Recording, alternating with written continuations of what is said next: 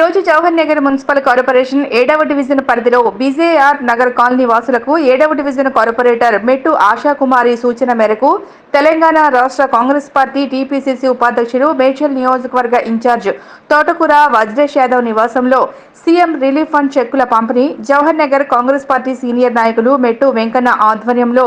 నలుగురికి కార్తిక్కి 60,000, వై సునీతకు 52,500, సత్యమ్మకు